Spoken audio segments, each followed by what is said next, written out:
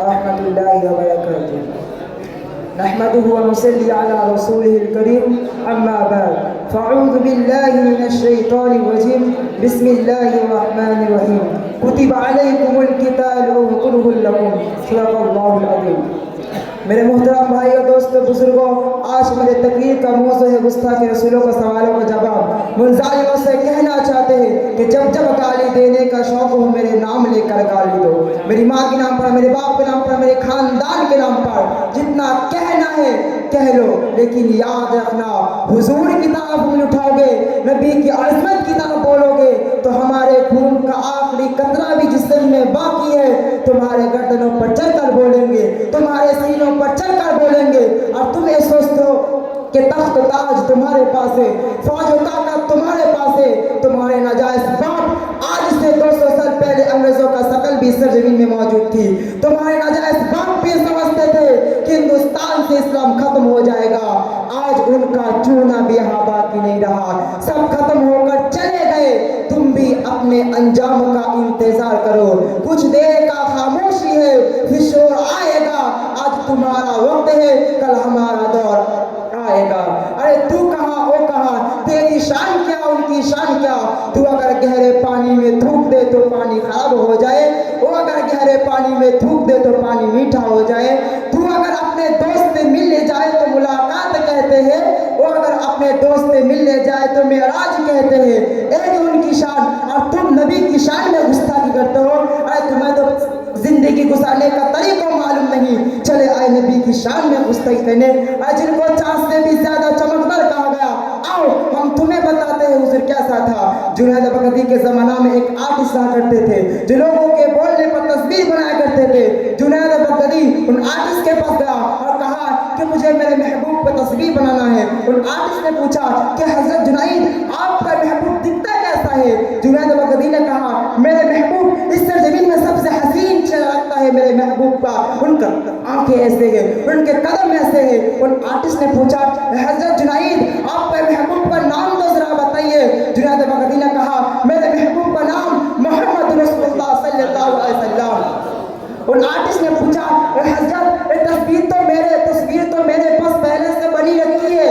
جنید بغدادی نے کہا یہ کیسے ہو سکتا ہے، میرے محبوب کا تصویر آپ کے پاس کیسے ہو سکتا ہے، لے کے آؤ تو ذرا دیکھ لے تو اپنے محبوب کو۔ وہ آرٹسٹ کر کے اندر گیا اور قرآن پاک لا کر کے جنید بغدادی کے سامنے رکھ دیا اور کہا کیا جنید کیا میرے نبی کی تصویر نہیں ہے؟ آنکھیں دیکھنا ہو تو پڑھو، ما ذاق البصر وما طغى، چہرہ دیکھنا ہو تو پڑھو، والضحى والليل اذا سجى، ہاتھ دیکھنا ہو تو پڑھو، وما رميت اذ رميت ولكن الله رمى، اس محبوب کی قدم دیکھنا ہو تو پڑھو، لا اقسم بهذا البلد وانت حل بهذا البلد، اس محبوب کا گفتار دیکھنا ہو تو پڑھو، وما ينطق عن الهوى ان هو الا وحي يوحى، اس محبوب کا سینہ دیکھنا ہو تو پڑھو، الم نشرح لك صدرك ووضعنا عنك وزرك، اس محبوب کا عطائی دیکھنا ہو تو پڑھو، انا اعطیناک الکوثر۔ اے میرے نبی کی شکل اور صورت، اے میرے نبی کی شان، اور تم نبی کی شان میں گستاخی کرتے ہو۔ اے تمہیں تو پیشاب کرنے کا سلیقہ معلوم نہیں، چلے آئے نبی کی شان میں گستاخی کرنے۔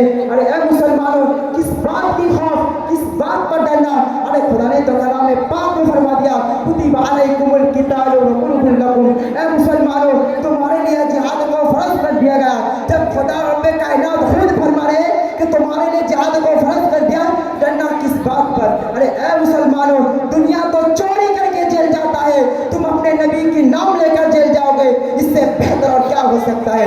اور ان فلسطینیوں کو دیکھو، آج جو حالت ہے یہ حالات کربلا سے زیادہ سخت تو نہیں ہے۔ فلسطینی مسلمانوں کو ہم نے دیکھے ہیں 6 ماہ کے سال بھر کے بچوں کو اپنے سینے میں لگا کر کفن لپٹ رہے ہیں، ان ماں کی کیا کیفیت ہوگی؟ کبھی کبھار چھوٹی سی کلک میں دیکھ کر کے آنکھوں سے آنسو بہہ پڑتے ہیں، انہوں نے اپنے ہاتھوں سے نہ جانے کتنے بچوں کو ایک دن میں دفن کر دیا، 80 میتوں کو ایک قبر میں ڈال دیا کرتے تھے۔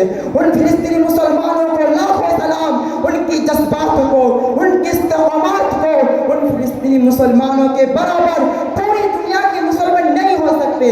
ارے ہم تو ایک ناست پر سوال نہیں کر پاتے، وہ اپنے 10 بچوں اور خاندان والوں کی کٹے ہوئے چھلوں پر بھی کہتے اللہ ہمارے ساتھ ہے۔ اے ان فلسطینیوں کے جذبات، ارے اے مسلمانوں، کس بات کی خوف؟ اگر ہم کسی سرزمین میں کاٹے جاتے ہیں، مارے جاتے ہیں، تو ایک بات یاد رکھنا، ہمارے مر جانے سے اسلام ختم نہیں ہوتا۔ اسلام کو اگر ختم ہونا تھا تو کربلا میں ختم ہو جاتا، لیکن اسلام کی سچائی ہے، اسلام زندہ ہوتا ہے۔ ہر کربلا کے بعد لبیک یا رسول اللہ، نہ گھبراؤ یا مسلمانوں، ابھی خدا کی شان باقی ہے، ابھی اسلام زندہ ہے، ابھی قرآن باقی ہے۔ یہ ظالم کافر کیا سمجھتے ہیں جو ہم سے الجھتے ہیں؟ ابھی تو کربلا کا آخری میدان باقی ہے، کچھ دیر کا خاموشی ہے، پھر شور آئے گا۔ آج تمہارا وقت ہے، کل ہمارا دور آئے گا۔ لبیک لبیک یا رسول اللہ۔